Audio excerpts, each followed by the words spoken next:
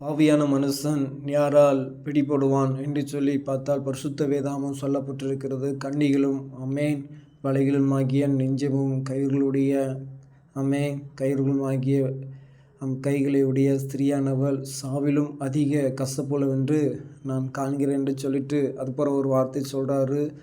தேவனுக்கு முன்பாக சற்குணனா இருக்கிறவன் அவளுக்கு தப்புவான், பாவியோ அவளால் பிடிபடுவான் என்று சொல்லி. அருமையான சகோதர சகோதரிகள், இன்றைக்கு பாவமான காரியம் எதனால்? ஒரு மனுஷன் ஒரு ஸ்திரீக்கு அதாவது பாவம் செய்கிற ஸ்திரீக்கு அடிமைப்பட்டு இருந்தான் என்று சொன்னால் அது எப்படிப்பட்ட இது சொல்லப்பட்டிருக்குது? கண்ணிகளும் வலைகளும் ஆகிய நெஞ்சமும் கயிறுகளுமாகிய கைகளுடைய ஸ்திரீயானவள் சாவிலும் அதிக கசப்புள்ளவளாம்.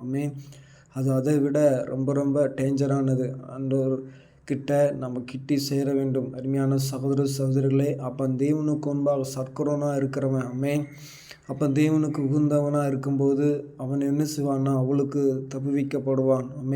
நாளில் அப்படிப்பட்ட தப்புவிக்கப்படுவோம். கர்த்தர் நடத்துவதற்கு போதுமானவர்.